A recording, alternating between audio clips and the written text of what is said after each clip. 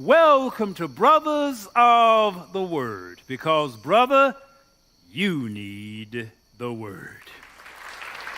Amen, amen, amen. And we have been on a series now for quite a few months. As a matter of fact, as I look back over it, because I think this is part 15 today, it's the longest series that I have ever preached in over 25 years of ministry.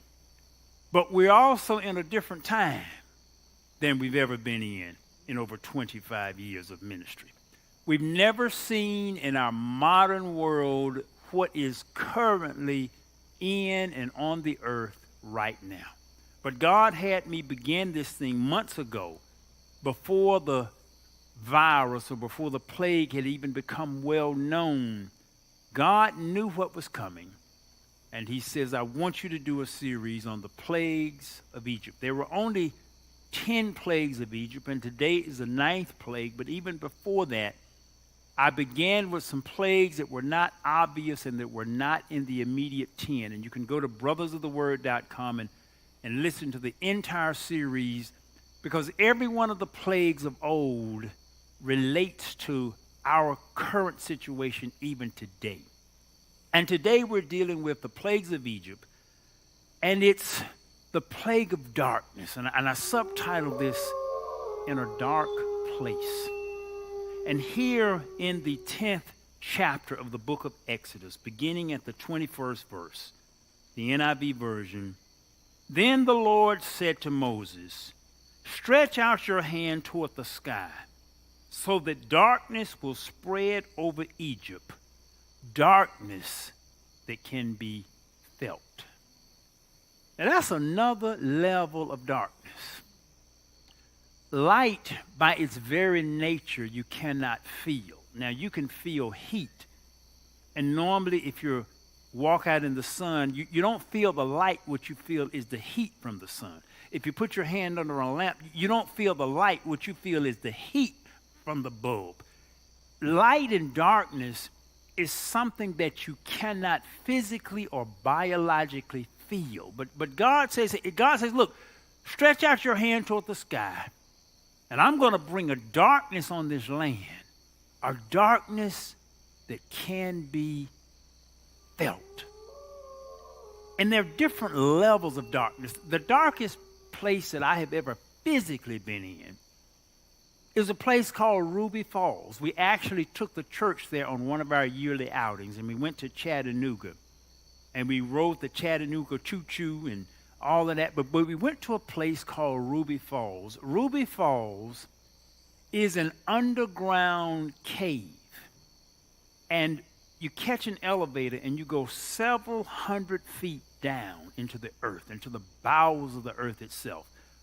And then you walk about 30 minutes and you get to this, you walk through these caves, through these narrow passages, and you finally get to this open cavern. And in the open cavern, there is a fall of water that drops from about 100 feet above, and it drops down to this pool of water. They have all these colored lights. It's just beautiful. But there in the middle of it, as the guide was talking, he said, now everybody get prepared. And they turned out the lights. So here you are, several hundred feet below ground.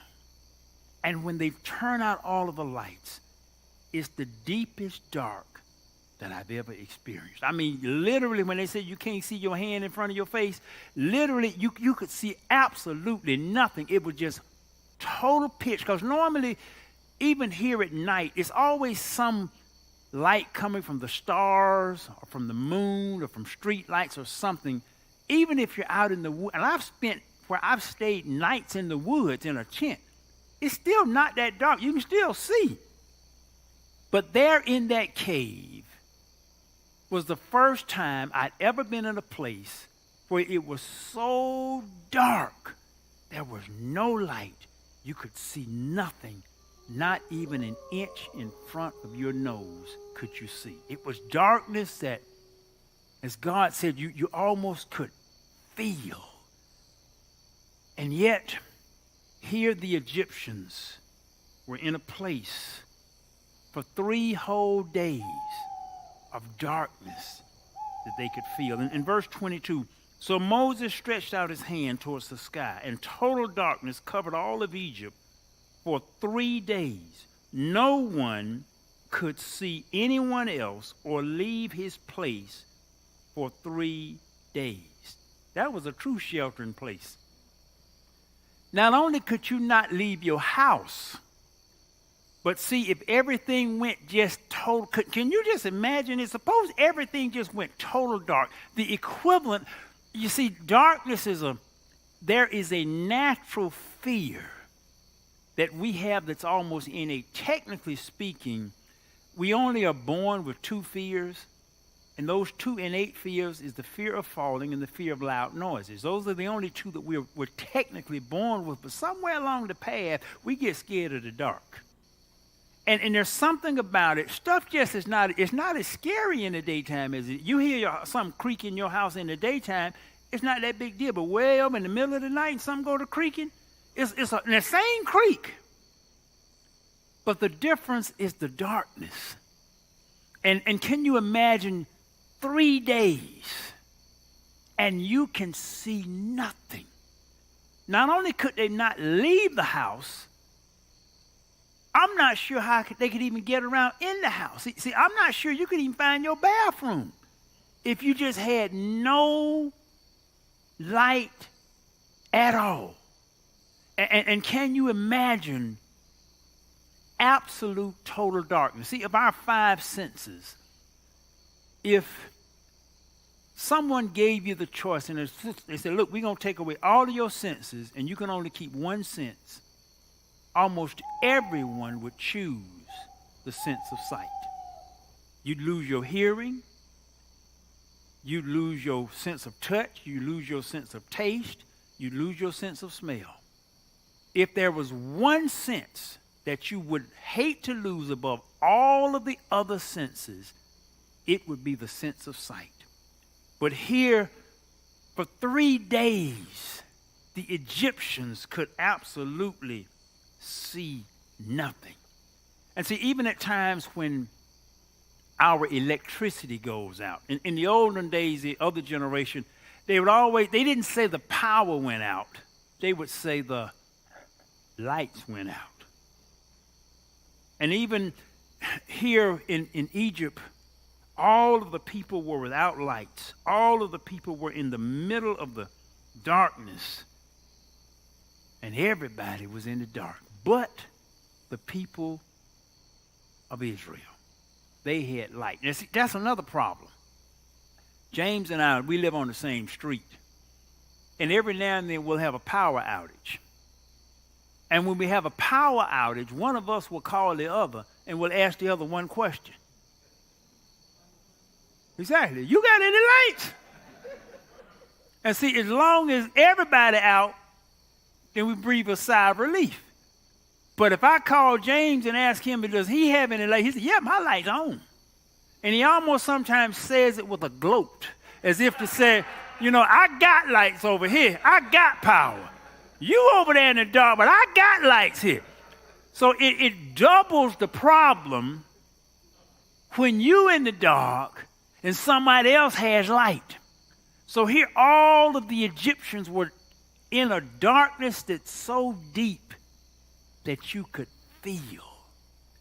And sometimes when we have walked away from God, we get in a dark place. We get in a place that pulls that spirit. And that's why when you're with God, even when stuff around you, when power has gone out, when stuff around, just like what is happening with this pandemic, you have never seen me. I have not had the least bit of concern, the least bit of depression, not the least bit of worry. Because I know who controls it. I know who has his hands on the switch. So even when other folk are in what appears to be darkness, when they're in a dark place, none of the stuff has ever bothered me.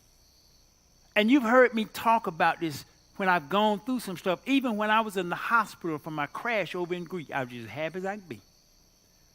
By all natural logic, I should have been in a dark place. And see, the Israelis, they had light, but the Egyptians were in the dark. Sometimes that thing is a figurative thing because it means when you're walking with God. And when you're walking with God, you say, how did you have, and see, they had oil lamps back in that day. They had candles back in that day. It meant the oil lamps wouldn't work, the candles wouldn't work. There was no light at all. When you strike a match, they didn't have matches, but still, if they had struck a match or flicked a lighter, nothing would light. But yet, other folk in the other land had light. And see, you'll see this sometimes in the middle of dark times.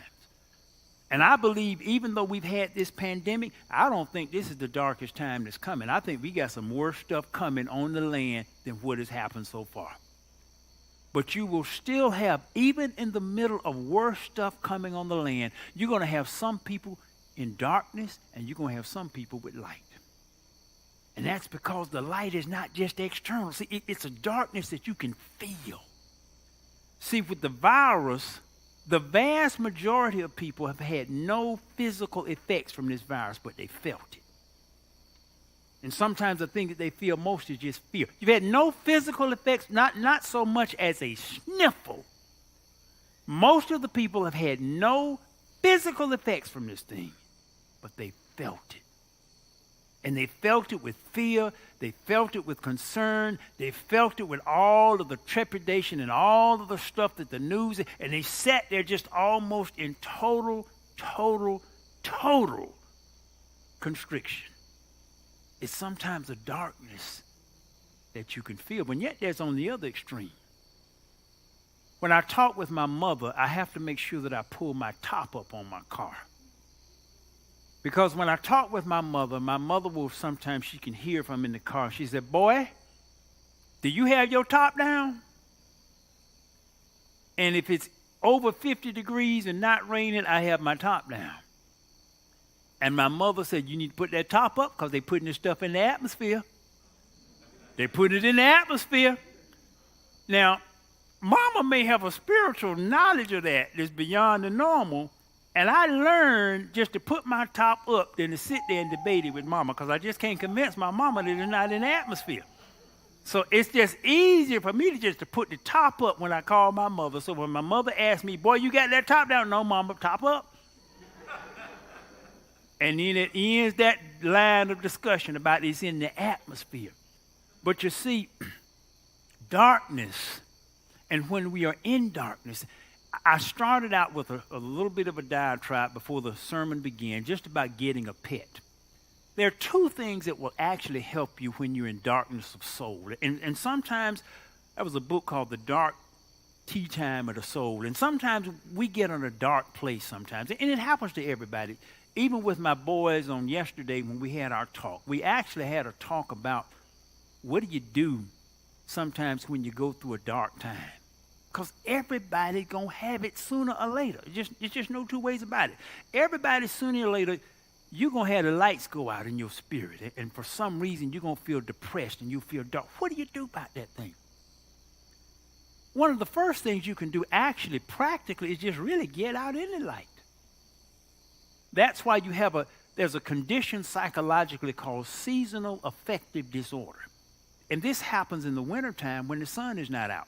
And basically, when you have a lowering of sunlight during the day, you have an increase in depression because there's something about light, about physical light itself, that lifts depression. So one of the first things you do is just get out in the sun. That's why I don't drive with my top down to keep from getting depressed, but it does make me happy. It's just something about it, just feeling the sun just beaming down on my skin. It increases vitamin D, all this kind of stuff, all kind of other nutrients are activated with that. But there's something about just walking in the light. And that thing has a physical and a spiritual counterpart. There's something about just walking in the light. You see, one of the things that causes depression is when you do stuff that you can't let out in the light. And you can about tell whether the stuff is acceptable, whether it's uplifting or not, simply by whether you can tell your mom about it. If you can't tell your mom about it, if you can't tell your husband or your wife about it, if you don't want your children to find out about it, more likely this stuff you're trying to keep in the dark. And anything that we try to keep in the dark, anything that is deserving of the dark, because some things absolutely do grow best in the dark. But usually the things that grow best in the dark, usually they are unhealthy for us physically and they're unhealthy for us spiritually. All of the good stuff for you grows in the light. All of your fruits and your vegetables, all that stuff, it grows in the light. But when you look at mold and fungi and moss, all this stuff grows in the dark. And that's why when you sometimes open up your cabinet way back in the dark, you got all this mess growing in the dark. Mess grows in the dark. So there's something about it when we get in the light itself. It changes our spirit. That's why Jesus says, I am the light of the world. So there's a difference between light and darkness, both physically and spiritually. So when God brought darkness upon the land of Egypt, there were multiple reasons of why he did that. One of the biggest reasons why he did that, because Egypt's main god that they worshiped was Amun-Ra. And Amun-Ra is the sun god. And this was their most powerful god.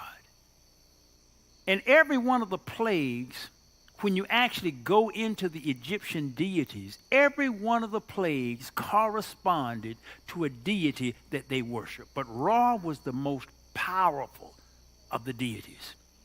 And God told Pharaoh, and he basically told all of the people of Egypt, you're worshiping the sun god. I'll show you who's in control of the sun. See, that's sometimes when we worship some stuff, and this stuff hadn't changed. As I go through the Bible multiple times, I see how all of the time the children of Israel, what they would do, they would always turn to other gods. And I was saying to myself, how did these people constantly leave the God they'd seen do all this? How could they? And see, right when the children of Israel came out of Egypt, right when they came out of Egypt, wasn't long after they'd been in the wilderness for just a little while, Moses up on the mountain, the leader gone, here they come having Aaron make them a golden calf so they could worship the golden calf. Sometimes I can't even stretch my mind to understand how did the people see they saw all these plagues. They saw when they had light and all of the other land of Egypt was in darkness. They saw the Red Sea parted. They saw the pillar of fire and the cloud leading them. They saw all this stuff. So how did they still go? The minute the leader goes up on the mountain for a few days, how did they go and make a golden calf that they knew could neither see, hear, feel, or act? And you have to wonder, how do folk do that? Same way we do it. There's not a person in this place who's not seen God deliver you from something you knew you shouldn't have been delivered from. There's nobody in who's not felt God's power and his miraculous force and the love. And there's nobody who hadn't felt that. But then how do we go and worship a car? How do we go and worship a job? How do we go and worship a house? How do we go and worship a hat? And we will sometimes put more focus, more emphasis on things that can neither hear nor speak. They have no power. But the same way the children of Israel did it back then is the same way we do this now. And when that happens, we walk and move into the darkness because those gods can bring no light. They'll only bring destruction when we go and worship them. So here we had darkness upon the land of Egypt for a total of 3 days. And God was showing the people, I am the one and only God. Ra has no power. I can shut the light off, and Ra cannot turn it back on. And in 10:24 of Exodus, then Pharaoh summoned Moses and said, go worship the Lord. Even your women and children may go with you. Only leave your flocks and your herds behind. Oftentimes we try to bargain with God. See, God has told Pharaoh up front, you got to let my folk go and all this stuff. And Pharaoh said, look, I let the folk go. I even let the kids go, but you got to leave all your flocks behind. Moses said, no. And Moses says, he says an interesting thing in verse 26. Our livestock too must go with us. Not a hoof is to be left behind. Not a hoof. Not 1 foot of any animal that's ours shall be left behind. Some of us try to bargain with God. You know, Lord, I'm going to do this if you can just let me do this. I'm going to keep 9 of your 10 commandments, Lord, but I want to keep this thing right here that I got. I don't want to give that up. I do all the other. I just don't want to give that up, Lord. How many of us have just bargained with God? You know, say, Lord, if you just get me through this, yeah, I'm going to do it. How many of us just bargain? We don't want to fully, we want to hold stuff back from God. Lord, I'll let all the other stuff go, Lord, but I just want to keep this one woman on the side right here. If I can just do that, Lord, I'm with you. How many of us try to bargain with God? And yet God will say, look, with your whole mind, with your whole heart, with your whole spirit, you got to serve me with all you got. Lord, I'll give you 8%, but I'm not going to give you 10. Let me just keep this other 2% extra. How many of us have bargained with God like Pharaoh was trying to bargain with? And Moses said, no, God said, not 1 hoof. Not 1 hoof will be left. See, until we are truly ready to give God all, and that's a point of sacrifice that's very difficult. You shall love the Lord thy God with all. That's a point of sacrifice. It's very difficult for most of us to get to. Goes to the story that we've heard 100 times before about the man who was telling the girl, I love you, sweetheart. I would climb the highest mountain for you. I would swim the deepest ocean. I would walk the widest desert for you. My love for you knows no bounds. And there's nothing I will not do for you. And I will see you tonight if it don't rain. See, sometimes we will tell God what we will do, but when it comes down to it, God says not 1 hoof will be left behind. I want all of your devotion. I want you to put me first, not second. And sometimes when it gets to that point, we're like Pharaoh, and we try to hold some things back. And God says not 1 hoof shall be left behind. But the Lord hardened Pharaoh's heart, and he was not willing to let them go. Pharaoh said to Moses, get out of my sight, and make sure you do not appear before me again. The day you see my face, you will die. And Moses says, just as you say, I will never appear before you again. And that's the leading into the last plague of the plagues of Egypt. Matthew 4:16 says, the people living in darkness have seen a great light. On those living in the land of the shadow of death, a light has dawned. Jesus says, I am the light of the world. And when we have that light, no matter what darkness is around us, we've got light on the inside. Because the true light is on the inside. You don't have to worry about it. And even in the darkness, and darkness will occur in all of our lives. And if it doesn't fall on us, it's going to fall on somebody we care about. Darkness is just a part of the cycle of nature. And sometimes you need that.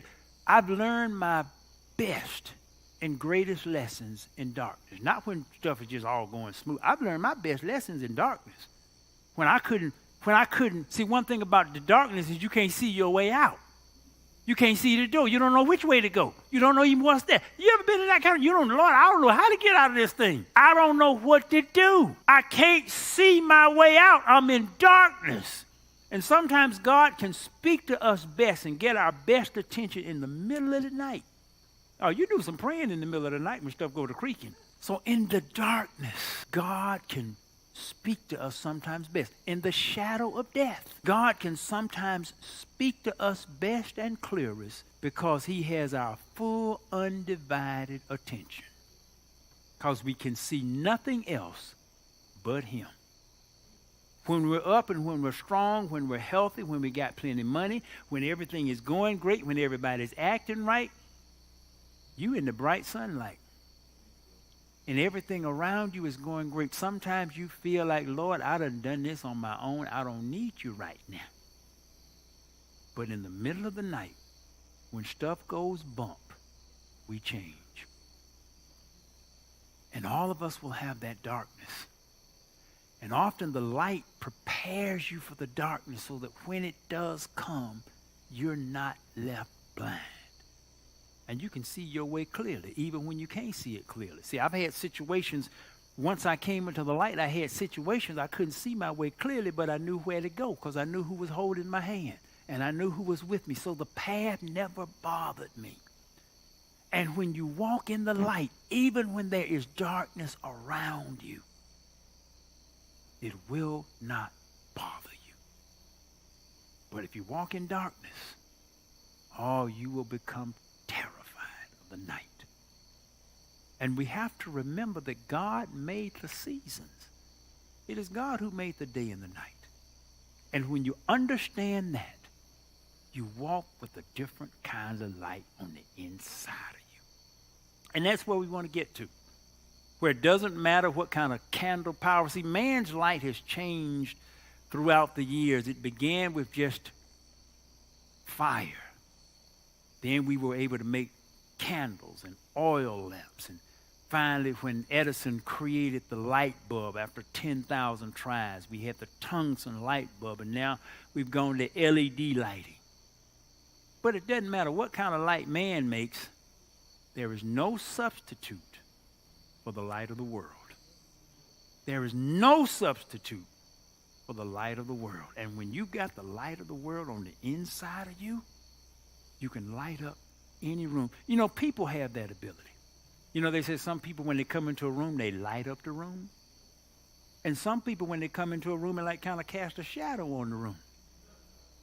When you got Jesus on the inside of you, when you walk into a room, you light up the room because you got the true light on the inside of you.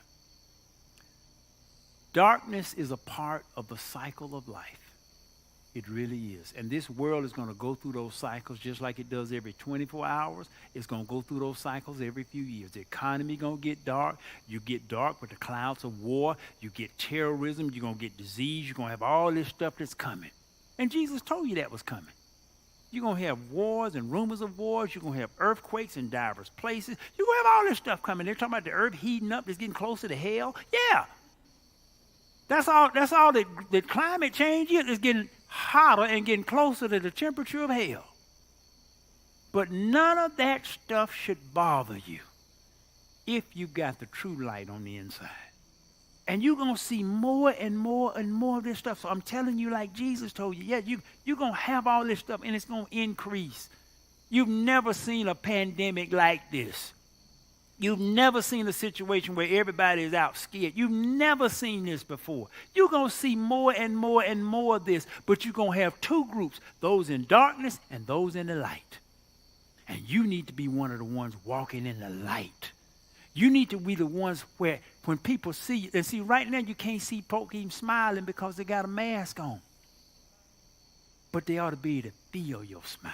They ought to be to feel it in your voice. How you doing? I'm doing excellent. Wonderful. It's wonderful. You can be covered up in the mask and folk can feel the vibration underneath your voice.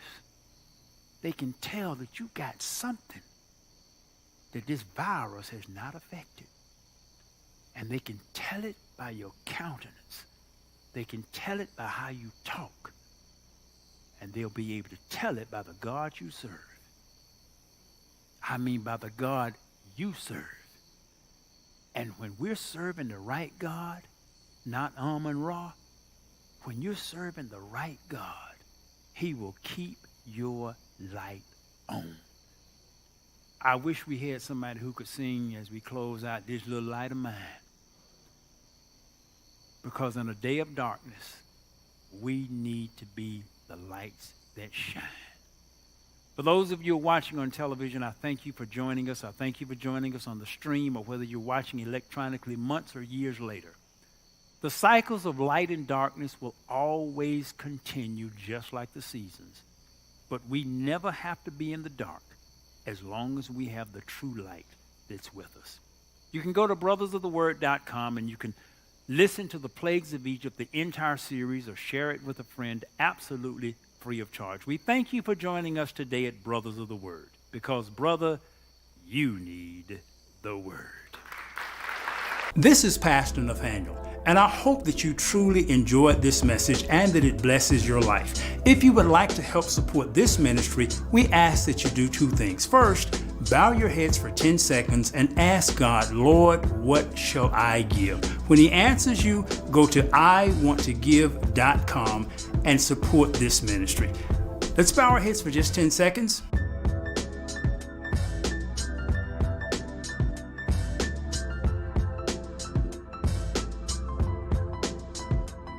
Amen. If you heard the Lord's voice, go to iwanttogive.com. This is Pastor Nathaniel. Be blessed. From Brothers of